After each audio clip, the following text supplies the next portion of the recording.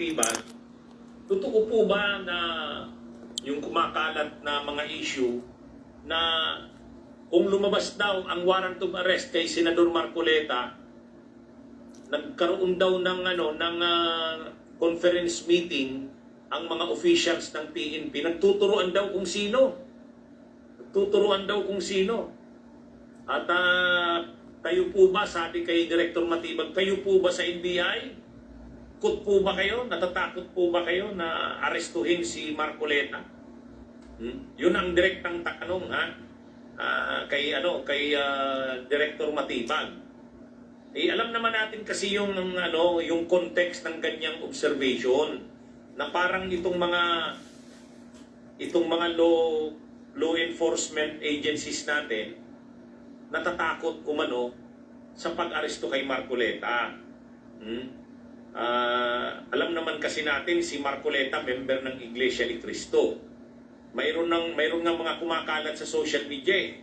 Sige, subukan nyo ng arestuhin na si Senador Marcoleta. Makikita nyo gusto nyo.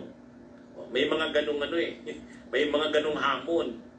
Siyempre, ang inaano nila na may mga supporters yan si Marcoleta na hindi papayag na maaresto si Marcoleta. Kaya, kumbaga, ang tingin ng iba, mas mahirap pa daw yan arestuhin kaysa kay Kibulo Kaya yung mga law enforcement agencies naman, iniintriga. So isa sa naitanong kanina sa press ko ni Director Matibag, yung bagay na yan. So tinanong si Director Matibag, totoo po ba na natatakot daw kayong arestuhin si Senador Marcoleta? Ang sagot ni Director Matibag, hindi, sabi niya. Hindi ako natatakot dyan. Yung mga nagkakalat daw ng issue na yan, ng intriga na yan, direktahan niya na daw na sinasabihan, hindi siya takot. Sabi niya, ganun yung pagkakasagot ni Director Matibag. Hindi siya o sila natatakot sa NBI. Sabi niya, kaya lang naman nila hindi inaaresto si Marcoleta kasi wala pa naman daw warrant of arrest. So sabi ni Director Matibag, bigyan nyo ako ng warrant of arrest, dalhin nyo sa akin, aarestuhin ko si Senador Marcoleta. Kaya ang direktang sagot mga kabunyog ni Director Matibag doon sa tanong na yon, kung natatakot siya, sabi niya hindi. Sabi niya hindi. May mga nang-iintriga lang daw dyan, pero siya daw, malinaw daw sa kanila, kapag nakarating sa kanila ang warrant of arrest, at kung may warrant of arrest yan, isi-serve nila yan. Yan medyo may pagkapiko na yung sagot ni Director Matibag kanina kasi nga, ewan ko kung sinong nagkakalat yan. Ang totoo talaga, ang nagkakalat ay si Marcoleta. Sinasabi niya na siya ay uhulihin na. Meron na siyang warrant of arrest. At siya mismo ang nagsasabi na hindi naman siya papalag. Magpapa-aresto talaga siya. Ibig sabihin, dahil batas, susunod siya sa batas. Pero yung nakuha niyang impormasyon ay mali. Hindi tama. Dapat sinigurado po muna ni Marcoleta na siya ay uhulihin. Tama, kung uhulihin siya, nasan yung ebidensya? Nasan yung resibo? Bago siya mag-press con sa media. Kung chismis lang, papaano? Tulad yan, sinasabi niya na Remulla o ang NBI wala pang warrant of arrest. Lumilitaw ngayon. Si Marcoleta ay sinungaling. Nanghihikayat ng tao para magalit sa tinatawag na gobyerno. O totoong kumakampi sa kanya ang mga kamiyembro niya o kasekta niya sa reliyon. Naglalabas sila ng mga issue para palitawin na ang gobyerno ay masama. Ang problema, nanghihikayat pa tangin doon sa mga kareliyon niya para kampihan siya. Ang bukang bibig pa niya mga imbento. Kung imbento, nasaan yung proba o ebidensya o nasaan yung resibo na sinasabi mong mga imbento? Di ba? Kasi po ang totoo niyan, si Marcoleta, bago siya naging congressman, alam naman natin siya nagpapakilalang abogado. Naging congressman, naging senador. Nasabi pa nga ni, wala silang, yung mga nasa senadong kapwa senador niya hindi sila abogado. Siya mismo abogado siya. Dapat bago siya maghayag sa social media, nahuhulihin siya, maglatag siya ng ebidensya o resibo. Kaya ang problema, chismis lang pala. Bakit po natin nalaman na chismis? Ayan, si Remulla nagsasabi walang warrant of arrest. Ang NBI nagsasabi walang warrant of arrest. Saan nakuha ni Marcoleta yung chismis na yon? Nakakatuwa. Itong si Marcoleta, alam niyo po, ang ginagawa ni Marcoleta ay panghihikayat. Para ang tao magalit sa tinatawag na gobyerno. Kasi po meron silang layunin, ang tawag nila, the big one. Kaya tingnan niyo po ang mga kaanib ng Iglesia ni Manalo o mga kasekta ni Marcoleta. Kaliwat kanan. Meron pa nga silang sinasabi na wag daw gisingin ang higante. Meron nga nagsabi, hindi na daw higante. Kasi sa panahon ngayon, 2026 na Hindi na higante, monster na Nawawatawa ako kay Marcoleta. Kaya, dapat to merong magsabi kay Marcoleta. Marcoleta, saan mo nakuha yung chismis na yan? Marcoleta, bakit mo sinasabing imbento? Nasaan ang resibo mo? Nasaan yung warrant of arrest sa sinasabi mo? Kanino ba nakuha yan? Wala Kaya si Marcoleta nakakapagsalita siya. Kaya kahit na mali. Ang nangyayari po, ang layunin talaga ni Marcoleta, kampihan siya.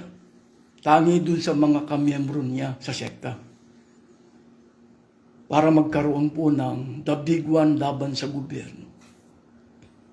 Kaya po to si Marcoleta, kung walang mambabarag yan, tama yung ginagawa ni Lacson, nabarahin talaga si Marcoleta. Nagmamarunong, na walang dunong. Pero ako, gustong-gusto ko po yung ginagawa ni Marcoleta. Bakit? Damay ang kanyang sekta.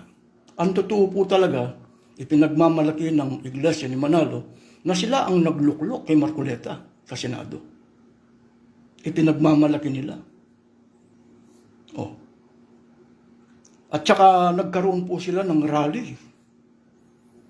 Ang motibo po ng rally transparency for better democracy and accountability. Ang problema, hindi po nila naturuan ng ganyan si Marcoleta. Si Marcoleta mismo ang nagpahuli sa kanyang sarili. At ang ginamit po niya ang Net 25 na pag-aari po ni Manalo. Sino po ang nagluklok na ipinagmamalaki nila si Manalo? Ang nagluklok kay Marcoleta. Sino po ang may-ari ng Net 25? Para doon siya mahuli. Sino nagpahuli? Siya mismo, sarili niya. Siya mismo ang nagsalita. Dahil po yung hindi niya pagdideklara ng tamang sose.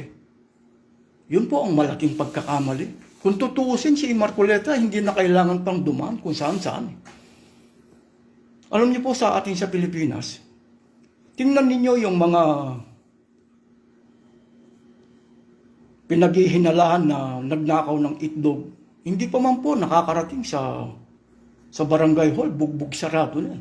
Ito mismong siya ang nagsalita sa Net 25, hayagan. Kasi po yung iba hindi sinasabing Net 25. kundi national TV. Kung paano siya magsinungaling, isinabit pa nga niya sina defensor. Yung problema, batay kay Lacson, may gumapang eh. Eh sino? Yung mga kasekta niya. Kaya absuelto siya sa COMELEC eh. Eh ngayon, idinadaan ngayon sa ombudsman. Makakarating sa Sandigan Bayan. Maraming kasong ikinakaso sa kanya. Paano mo sasabing imbento? Kung imbento, nasa ng resibo? Dapat tinatanong si Marcoleta ng media. Kasi gustong-gusto niya, lagi siyang inaano ng media, lahat ng sinasabi. Kaya lang walang nakakapagtanong kay Marcoleta eh. Hindi siya binabara eh. Walang mambara kay Marcoleta eh. Nasaan ang resibo mo? Bilang huhuling ka na. Asan yung warrant of arrest? Asan yung resibo? Pero ako, gustong-gusto ko po yung ginagawa niya. Bakit? Eh, nahihikayot po yung mga kapwa kasekta niya na lumilitaw talaga na ang pakikialam nila sa gobyerno. Itong mga kasekta niya, pati si Manalo. Ang totoo po talaga, si Manalo under niya ang gobyerno. Under niya. Dahil po dun sa mga pagpapapirma niya sa mga politiko, under niya. Pero dito po sa nangyayari kay Bongbong Marcos, pumapalag. Alam niyo po, ikaw baga naman sa loob ng 2 taon, nakikita mong ilalaglag ka. Sa loob ng 2 taon, kukunin ang pwesto mo. Papayag ka ba? Yun ang nakikita ko sa nangyayari. Kaya lang sa ngayon, ang pwede na lang gumawa ng gulo sa ating gobyerno ay si Marcoleta na lang. Wala nang bisa si Cayetano. Si Marcoleta na lang. Bakit? Eh meron po siyang mga kasektang panatiko na handang lumaban sa gobyerno. Yun na lang po eh. Kaya magulo ang tinatawag na gobyerno dahil po hindi mapagbigyan ng kanilang sekta sa gusto nila. Kaya meron po silang rally kung tawagin po nila ay peace, transparency, kung ano-ano. Eh bakit hindi sila magpakita ng rally kay Marcoleta? Eh bakit? Eh baka hanap buhay na po yung rally. Eh kung walang pera. Kasi po sinasabi ng iba eh, hindi naman daw po gagana ang sasakyan kung walang panggasolina. Di ba? Eh paano gagana kay Marcoleta ang rally? O paano magkakaroon ng rally kay Marcoleta? Ako naniniwala ako na may budget yan eh. Ang paggawa ng rally may budget yan eh. Eh kanino nagbumula? Kaya sa nakikita po ngayon na si Marcoleta na lang ang nakikita ng gugulo sa gobyerno. Laban sa gobyerno ni Bongbong Marcos. Kaya barahin po si Marcoleta. Huwag po kayong matakot sa kanilang sekta.